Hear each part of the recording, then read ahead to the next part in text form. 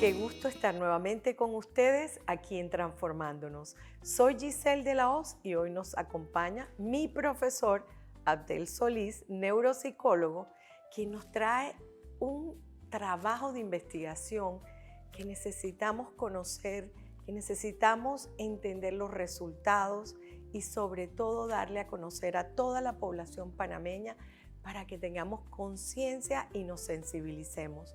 Bienvenido, profe, ¿cómo está usted? Muchas gracias, estoy muy bien, Giselle, gracias por invitar y permitir eso que has dicho, ¿no? Divulgar, porque la ciencia tiene que tener una aplicabilidad, tiene que responder a un problema, de eso se trata la investigación. Partimos de una pregunta que lleva a resolver un problema y en este caso la temática que tratamos en esta investigación, patrocinada con fondos de la CENACID y la USMA, realizamos una investigación que pretendió analizar los hábitos, calidad de vida, las emociones y sobre todo lo que me atañe a mí o me toca la parte cognitiva en sobrevivientes a COVID en las distintas fases de la enfermedad. Profe, ¿y a qué población específicamente fue dirigida la investigación? Fue a la población en general, adultos, a partir de 18 años hasta creo que la mayoría de edad fueron 75 años. 75, 80 años. Se invita a la población a participar. Puedo decirte que fue un poco complicado porque tenemos en Panamá aumentar la cultura de investigación, porque es muy fácil leer lo que hacen en Costa Rica o Colombia, porque no nos vamos muy lejos. Publican libros, investigaciones, etc. Pero en Panamá no lo hacemos y por tanto cuando escuchen de sujetos que están deseando participar en investigación es importante hacerlo para aumentar eso. Gracias al apoyo del Ministerio de Salud también logramos acceder a la muestra clínica que fueron los pacientes con enfermedad COVID ya superada en sus distintas fases. Y cuando usted menciona el título de la investigación y habla de esos buenos hábitos, ¿a qué nos referimos? Bueno, una de las variables analizadas en el estudio fueron la alimentación, la actividad física, la interacción social, el cuidado de la salud, que en conjunto forman lo que se llama la variable de hábitos saludables, saludables o no, que en general parece ser que los datos, la población mantiene buenos hábitos y eso es bueno porque también cuando tú cruzas datos, los datos pueden ser explicados por las otras variables. En este caso, los datos no parecen estar explicados por los hábitos, sino por la misma enfermedad que atravesaron los participantes de la enfermedad, de la investigación. En esos hábitos usted menciona alimentación, todo lo que es la buena salud. ¿Y en qué, cómo el hábito del sueño se ve reflejado en esa investigación? Bueno, no pasamos una escala, no te puedo decir, si no tengo el dato no lo puedo reafirmar, claro. No pasamos una escala de hábitos de sueño, pero sí definitivamente que no descansar hace que tu capacidad cognitiva no esté adecuadamente organizada, porque el sueño ayuda a reorganizar todo lo que hemos aprendido a lo largo del día. Como tal, esa variable no se tomó en cuenta, se tomó en cuenta variables y un poco lo que me gustaría conversar con la población, la variable memoria, que es esa capacidad de poder escuchar o ver una información y recordarla a largo plazo. Son capacidades, nuestro cerebro es funcional, por eso que cuando empieza el deterioro empezamos a perder capacidad para recordar, para planificar, para organizar, para ser rápidos pensando o manejar información por un corto periodo de tiempo. Esas variables fueron las analizadas y los datos fueron muy interesantes, al final los resultados. Y cuando hablamos de esas funciones cognitivas, esa memoria que usted dice, ¿cuáles fueron los resultados que arrojaron en esta investigación sobre esa población? Claro. Lo interesante es que esta investigación se basa en un diseño control, de estudio caso control, es decir, una enfermedad versus quienes no padecieron la enfermedad. Hubo un grupo que fue el grupo control de quienes no padecieron la enfermedad por COVID-19 y luego la muestra clínica que gracias a la ayuda del Ministerio de Salud logramos acceder a la clínica post-COVID de Figali y luego a la clínica, a los pacientes que estuvieron en Azuero, en el Anita Moreno, a esos pacientes también logramos atravesar y ese grupo clínico se clasificó luego en moderado, leve, moderado, grave y crítico. 4 grupos según la OMS donde se podía clasificar esa enfermedad. En cuanto a la memoria que usted me pregunta, en general hubo un paradigma que estuvo presente en todos los análisis. El grupo leve y el grupo no COVID, sus resultados fueron muy similares en todas las variables analizadas de la capacidad cognitiva. Sin embargo, si viéramos un gráfico, cae el desempeño en moderado, cae en grave y en crítico, levanta un poco. Este grupo de grave, ahora te haré un comentario sobre ese grupo, pero el desempeño del normal y el no COVID era muy similar, por tanto podemos concluir que parece ser que la enfermedad por COVID-19 no afectó la capacidad cognitiva o el desempeño cognitivo en sujetos que no la padecieron o que fueron asintomáticos. Sin embargo, aquel que atravesó la enfermedad, aquel que tuvo mayor afectación a nivel de oxígeno, y recuerda que la estructura que forma los nuevos recuerdos es el hipocampo, una estructura muy sensible tanto al traumatismo craneoencefálico como a la falta de oxígeno. Y este virus lo que provocó es una falla y la disposición de oxígeno en sangre no estaba, así que cayó el desempeño. En estas capacidades y en ese grupo, y también un poco para aclararle a la población, no eran pacientes que hace 2 meses habían atravesado la enfermedad o no, ya llevamos eso, las evaluaciones se realizaron en el 2023 y en el 2024, así que mucho tiempo después de la pandemia fueron analizados y se corroboró que pudo haber una huella, el COVID dejó una huella o una afectación en esas capacidades que muchos de nuestros conocidos dicen, oye, después del COVID se me olvidan las cosas, y el dato es cierto.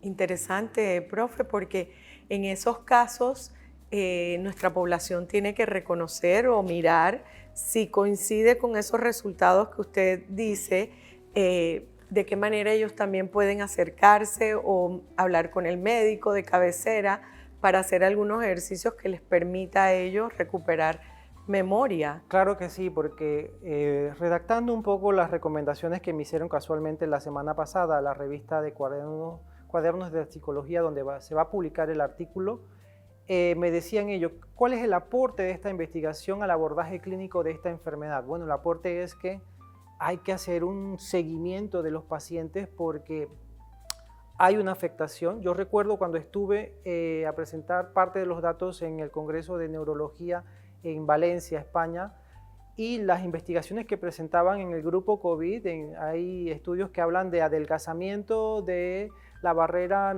hematoencefálica en las estructuras parihipocampales, adelgazamiento de la corteza en hipocampo en pacientes que atravesaron esta enfermedad. Ellos van mucho más adelante a nivel molecular y estructural. Acá nos hemos quedado en el dato objetivo de una evaluación cognitiva que aplican los psicólogos o los neuropsicólogos.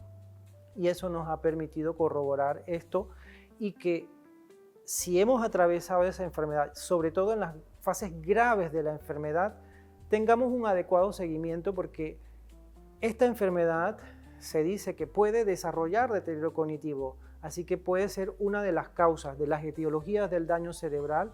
Esta también puede ser una causa de esto porque este virus es afín con el sistema nervioso.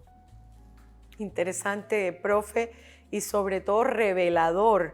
Y qué importante que nosotros en nuestro país tengamos este tipo de investigaciones para casualmente hacer lo que estamos haciendo, sensibilizando a la población y que todos podamos mirar para adentro. Todos tuvimos en alguna medida un familiar, un pariente o nosotros mismos enfrentamos el COVID y que definitivamente que perder o tener algún deterioro cognitivo es todavía tiempo para abordarlo. ¿Tuvo algún momento la oportunidad de comparar este estudio con algún otro que estuviera alrededor en la región o que tuviera alguna similitud a lo que usted realizó? Claro, para elaborar un estudio tú tienes que basarse en antecedentes. La literatura, al momento que estalla la pandemia, empiezan a hacer los reviews sobre las consecuencias del SARS-CoV en las capacidades a nivel de todos los sistemas, incluido el sistema nervioso central, porque este virus es afín, se aferra e invade el sistema nervioso central y accede al cerebro. Estudios indican deterioro cognitivo igual, ¿no? Deterioro en esas capacidades que nosotros analizamos y por tanto se elabora un protocolo para ver si eso es compatible con lo reportado por otras literaturas. Lo interesante de este estudio en Panamá es que nosotros acá aplicamos pruebas como tales. Aplicamos la escala, el subtest de memoria lógica y reproducción visual de Wechsler. No aplicamos una prueba de rápido cribado como muchos estudios están publicando. Nuestro estudio tiene como un estatus.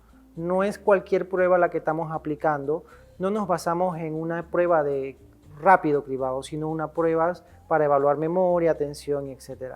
También quisiera agregarte a esta pregunta y también volvemos a lo mismo, a los tomadores de decisiones. Yo estuve en un congreso el año pasado en Cuenca, Ecuador, y dentro del grupo COVID hubo una presentación que fui a ver y eran de unos brasileños. Allí todavía mantienen las clínicas post-COVID en Brasil, bueno, en una región, no sé qué, creo que era Río de Janeiro, y dan seguimiento a los pacientes que atravesaron esta enfermedad, tienen rehabilitación física, rehabilitación cognitiva, hacen seguimiento a los pacientes en medicina general, en todas las especialidades que ellos requieran, porque esta enfermedad conlleva eso. Pregunta tú si estos pacientes que acudieron a la evaluación tenían seguimiento. No. ¿Qué pasó con nuestro sistema? Los abandonó. En otros países todavía están abiertas las clínicas porque se ha demostrado de que sí hay un efecto y esto puede degenerar luego un deterioro cognitivo. Así que, y la evaluación de nosotros apunta a que sí, el desempeño en estas pruebas fue fatal, entre peor fue la enfermedad. Vámonos a una pausa, profe, y regresamos con esas recomendaciones y conclusiones que usted tiene de su investigación.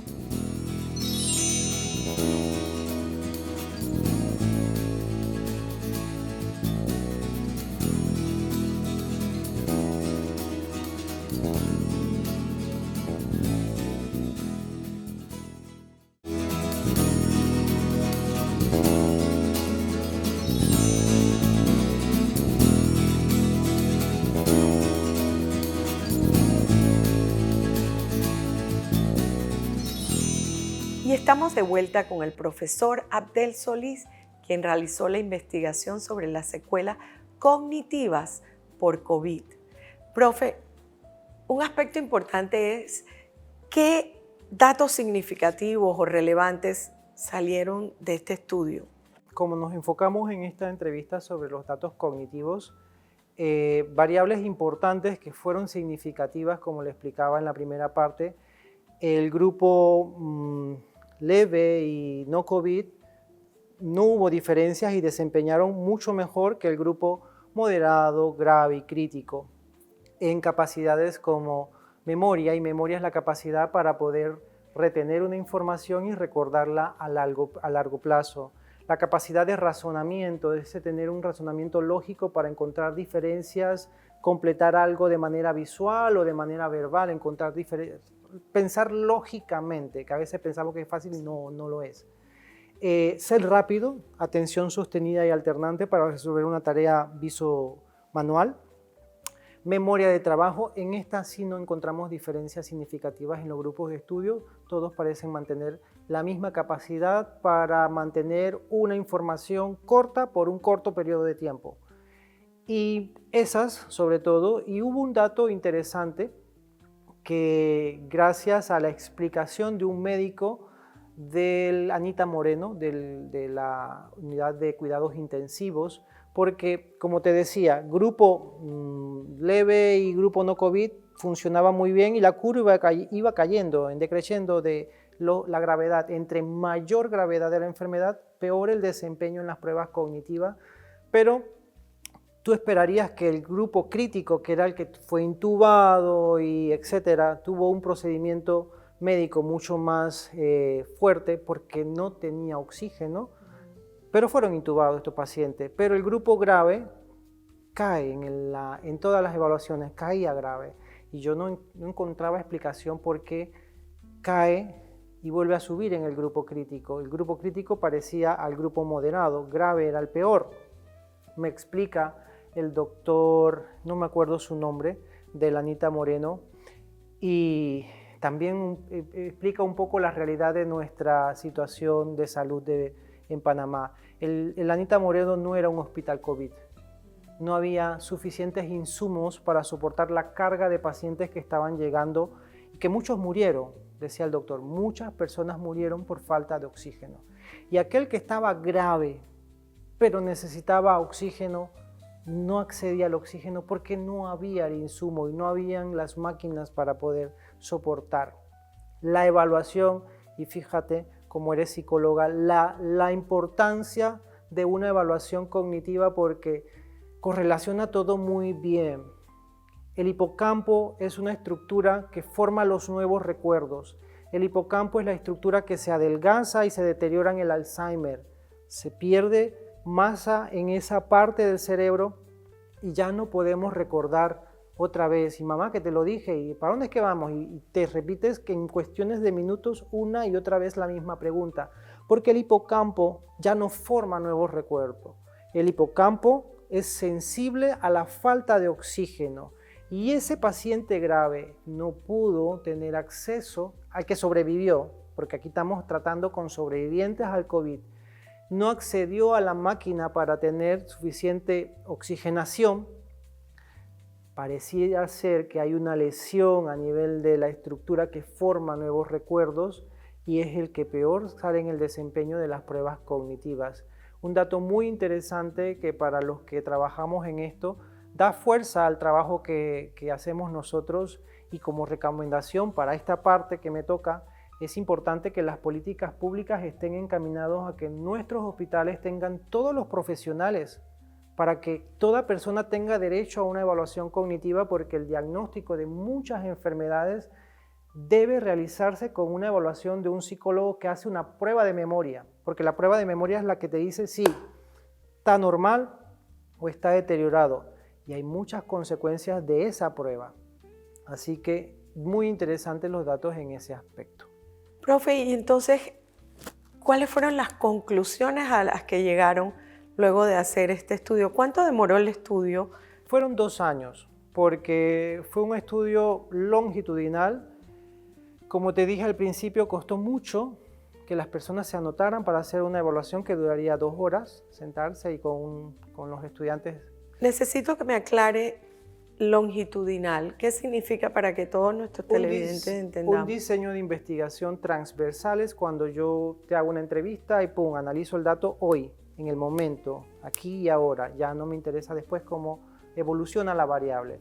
Longitudinal es que te evalúo hoy y te vuelvo a evaluar un tiempo después, 6 meses después, te vuelvo a evaluar para ver cómo ha cambiado el síntoma y comparo. Entonces ya sería una evaluación de comparaciones de repetidas, porque es la misma población que se evalúa 2 veces en el tiempo. La evaluación, y gracias por la pregunta, porque la evaluación posterior a la primera evaluación no hay diferencias significativas, es decir, que se mantiene. Se mantiene ese bajo desempeño en esa capacidad de los sujetos evaluados. El 20% de la población, fueron casi 200 sujetos, así que 20. Fue muy difícil, vuelvo a repetir, acceder a la muestra clínica por la poca cultura que tenemos en este país. Entonces, regresando a esas conclusiones de ese estudio, y qué importante que nosotros contemos con este tipo de estudio, porque es lo que nos va a dar para las políticas públicas. Claro, nos va a dar una orientación hacia dónde debemos y cómo debemos también tratar a nuestra población. Exactamente. Bueno, como conclusión principal de este estudio, parece ser que la enfermedad por COVID-19 puede afectar la capacidad cognitiva del sujeto, es decir, su capacidad para su memoria, su atención, su razonamiento, para funcionar adecuadamente. Y estas capacidades, advierto, son las que nos permiten ser funcionales. Si un jefe le manda a un muchacho, a una persona, oye, tráeme esto, y no te lo trae, al final terminas despedido. Y hay personas jóvenes, no estamos hablando de adultos muy mayores, señoras de 50, 55 años que por favor no sé qué me pasa, mis hijas me dicen, mami, ¿qué te pasa? Se te olvidan las cosas. ¿Y cómo puede pasar esto a mí a esta edad? Parece ser que el COVID afecta a esas capacidades que nos permiten ser funcionales en la vida y por tanto hay que hacer un adecuado seguimiento de esas capacidades de los sujetos que padecieron esta enfermedad. Por lo que dices, ¿no? La investigación nos ayuda a ser un poco conscientes de la realidad, de la importancia de abordar políticas públicas integrales para mejorar nuestros servicios de salud. Eso por un lado. Y por otro lado, para las futuras pandemias, porque esta no va a ser la única pandemia, vendrán otras pandemias y si no aprendemos de esto, vamos a cometer los mismos errores de tener hospitales sin los adecuados insumos para atender la población, porque todos tenemos derecho a un adecuado trato en nuestros hospitales, toda persona, todo ciudadano. Así que, por un lado, los tomadores de decisiones que tomen en cuenta esto. Por otro lado, los clínicos para que formen adecuadamente sus estudiantes y saquen adelante buenos profesionales y los logren colocar, porque claro, es graduarse y luego a trabajar, ¿dónde? Y prepararnos para futuras pandemias para poder enfrentar y evitar mayor mortalidad por nuevas enfermedades en distintas etiologías. Y esto nos lleva me llevó a mí en este momento escuchándolo a pensar cuántas veces vamos a un neuropsicólogo o a un psicólogo que nos haga una evaluación de la memoria porque estamos fallando en algunos aspectos. Normalmente no lo hacemos y tampoco hacemos una correlación. Oye, yo tuve COVID, me faltó oxígeno, estoy pasando por esto. Qué importante es acercarme al sistema de salud para poder ver qué me está pasando. Y la importancia, profe, ¿cómo podemos recomendar a nuestros televidentes si esto que acabo de decir nos sucede? Porque muchas veces no conectamos con experiencias que hemos vivido y simplemente viene un médico y no nos remite a un neuropsicólogo. No busquemos un neuropsicólogo porque son muy pocos en el país, pero puede haber un psicólogo que nos puede evaluar nuestra memoria, nuestras funciones cognitivas. Claro que sí. Todo profesional de psicología debe saber evaluar e interpretar adecuadamente instrumentos que evalúan eso, nuestra capacidad funcional, tanto en la normalidad como en etiologías que de por sí provocan una afectación en nuestras capacidades. Me preguntaba sobre las recomendaciones, ¿no? Llama la atención en los participantes también, quienes atravesaron muy seria la enfermedad, intubados y todo. Sin embargo, son como casos de estudio, porque esas personas siguieron las recomendaciones. Al final, como mis cursos, siempre finalizo el último curso con hábitos de vida saludable. Son los que nos van a proteger, mantener y quizás hacer que el deterioro no se presente tan rápido, sino se alargue en el tiempo. Queremos seguir siendo funcionales hasta donde se pueda. La actividad física, algunos de los sujetos que atravesaron seria enfermedad de COVID, pero son físicamente activos y agarraron conciencia de que tengo que recuperar masa muscular a través de la actividad física, comer mejor, interactuar. Y me llama la atención porque muchos de los pacientes de esa parte clínica son de Azuero, la cuna del folclore, y van, algunos decían, yo juego con mi hijo y nos vamos a la fiesta de no sé dónde, y son felices. Que el manejo adecuado de las emociones también nos permite a nosotros ser funcionales y proteger nuestra capacidad cognitiva. Interactuar.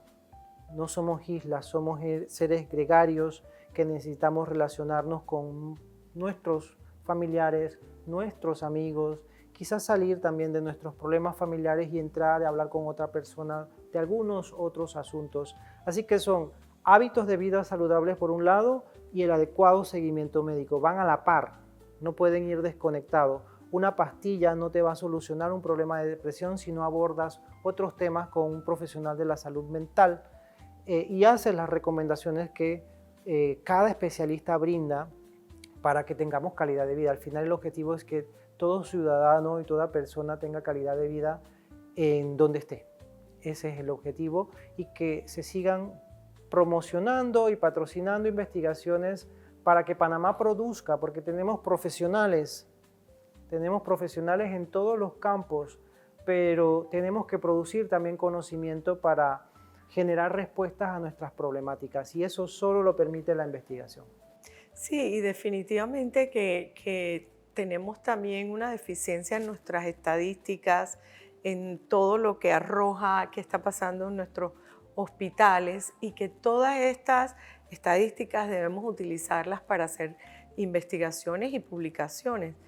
Claro que sí, sí. Es importante que Panamá produzca intelectualmente también. Qué importante esto de las estadísticas, ya que, por ejemplo, en la Fundación Piero nosotros llevamos las estadísticas y nos sirve para ver en qué áreas podemos intervenir. Por ejemplo, si vamos a Juan Díaz, buscamos un área porque en esa área están viviendo muchísimas pérdidas físicas y eso nos permite intervenir. Y eso es lo que tiene que hacer, en pocas palabras, para hacer política pública, poder intervenir. No cabe duda que si no intervenimos, muchas veces vamos a tener otro tipo de problemas como tal cual en la investigación. ¿Qué pasó con todas estas personas que arrojaron una gravedad y qué se hizo? ¿Qué recomendaciones hicieron ustedes para lograr que tuvieran hábitos saludables? Claro, sí. Lo que dices es importante. La investigación orienta en todos los campos, hasta en teología hay que investigar. Correcto. Gracias, profe, por toda la información que nos ha brindado y sobre todo lo felicito por esta gran investigación que arroja luz en medio de ese océano oscuro que tenemos en materia de investigación en Panamá. Gracias, profe, nuevamente por estar aquí con nosotros.